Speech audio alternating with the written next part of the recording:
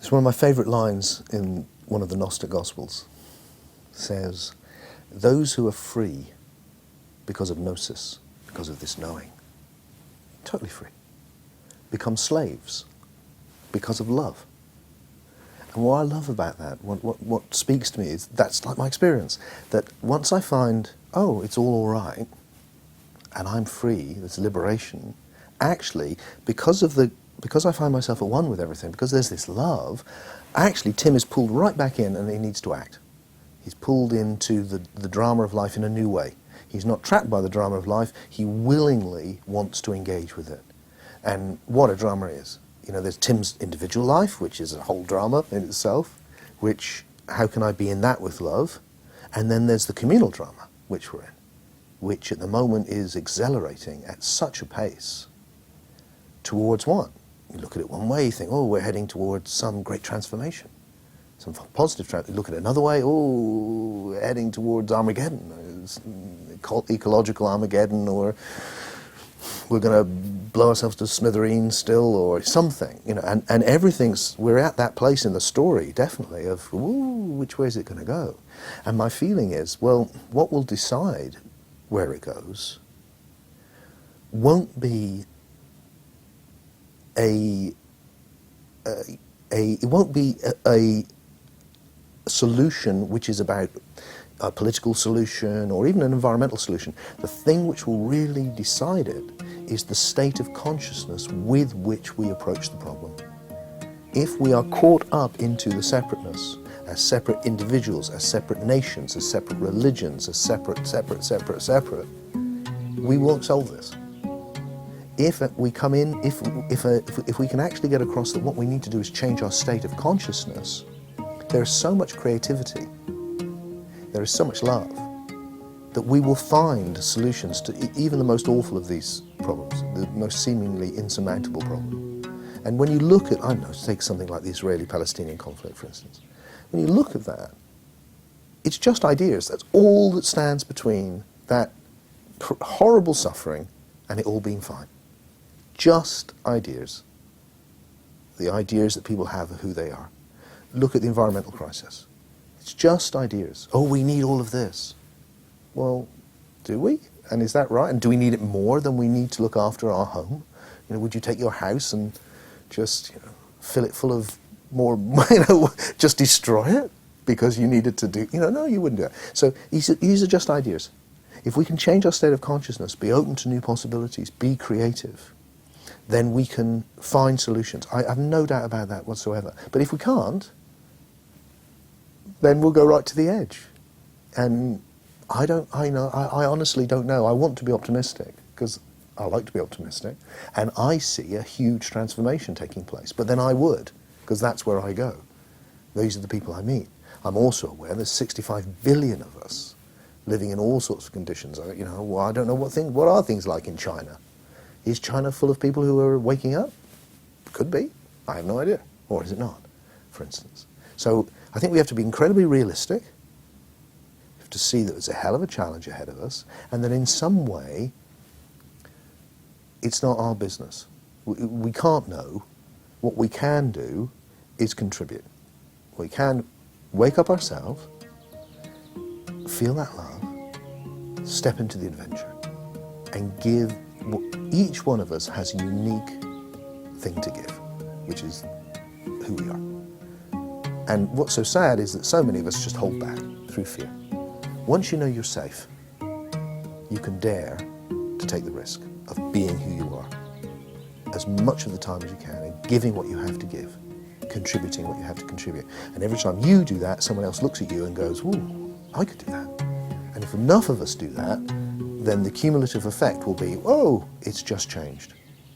And that is happening. And if it's not, you know, if it's not in my lifetime, it'll be in my children's lifetime, or my children's children's lifetime. And it's not my business. I'm not doing this for me. I'm not doing this so I can see it. I'm doing this so that it happens eventually. And it may be generations down the road that we may be the seed planters now. It would be nice to think it's all going to happen in 2012, somehow, just magically. Like, oh, looked like we were a complete mess, 65 billion of us all, you know, but we all woke up. You know, I'm up for that. But I'm not holding my breath, you know, because the way the world is pretty troubled. But what can definitely happen, just look at history, is that individuals sow seeds. They break new ground. And what I am able to do what I do because of incredible men and women who've come before and cleared a little path through the confusion. And originally, it was a little mystic path. 1 or 2 people went down it. And then a few more went down it. And now there's a whole load of us going, hey, let's turn this into a freeway. Let's make a big space for loads of people to go down it. And as we do that, then, and the people that came before us, a lot of these people were dreadfully persecuted and really courageous people. That's the Jesus story's about. Someone who's that courageous, they will even face that. Death and torture. Thankfully, we don't have to do that. We've got it really easy. And because of that, we can now go, look, we can make a big space, come through. And it's so good. It's what people want. People want this. When I do my mystery experience, people say some amazing things. And one woman put it so simply. When she experienced the big love, when she felt the gnosis, she just went, oh, this is what everyone wants to feel. Oh yeah, that's it. That's the way it looks to me too. This is what everyone wants to feel. So if the awakening is what everyone wants to feel, we just have to let people know that it's available, because they already want to feel it. And as people do feel it, and as people tell each other that we can be in this awakened state and share it with each other, you share that love, and that you don't have to join a cult, and you don't have to be in a religion, and you don't have to wear certain clothes, and it's not about any of that. It's just about being you in a more conscious state. Then I think amazing things can happen, and will.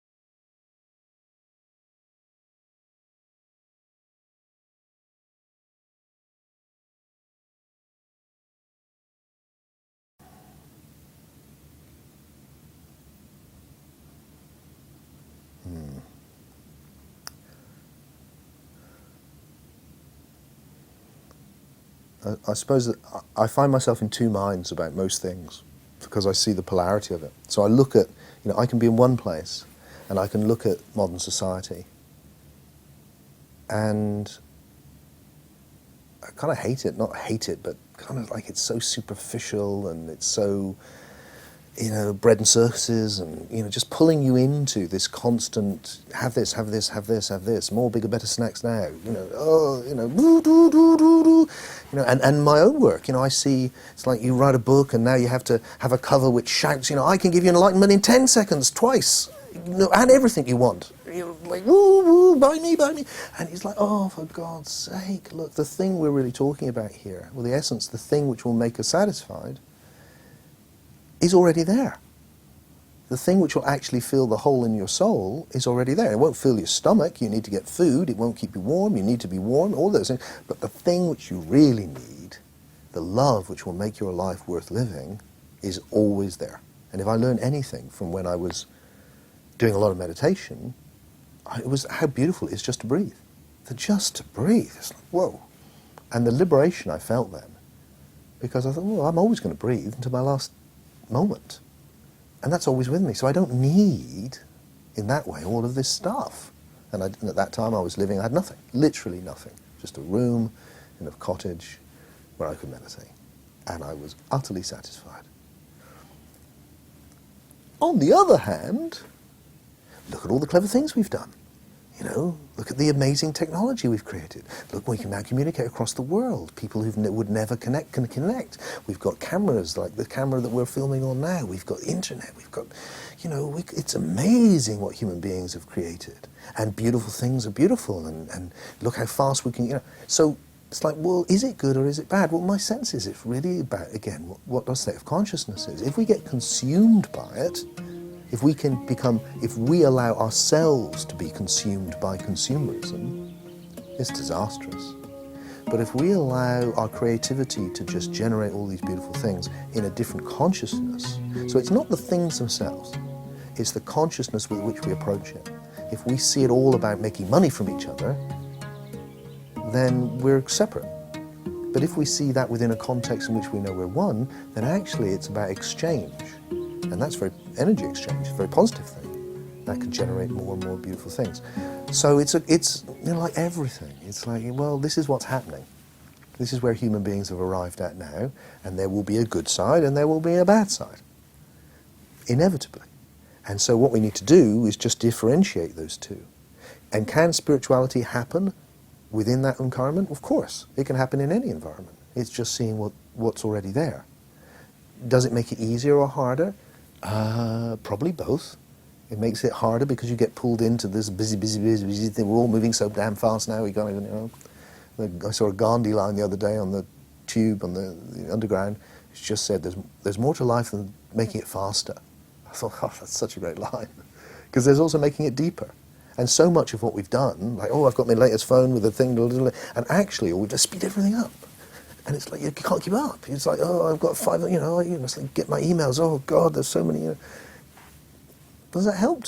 Oh, some way, yes and no. Like everything, yes, kind of, but no. So in the middle of that, can we find the deeper? Yes, we can.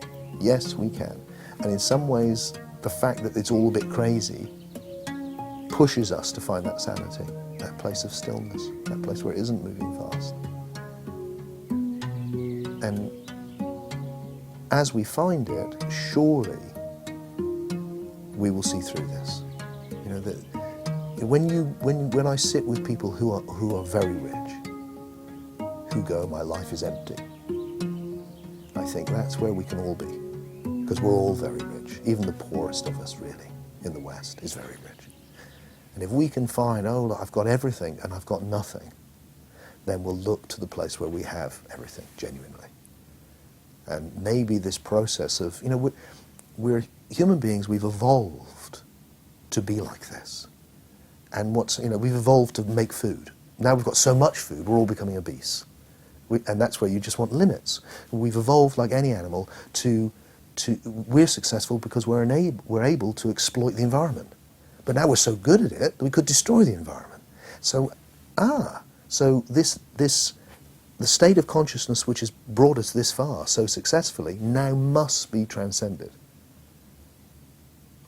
And what's happening is we've just got too much of this state.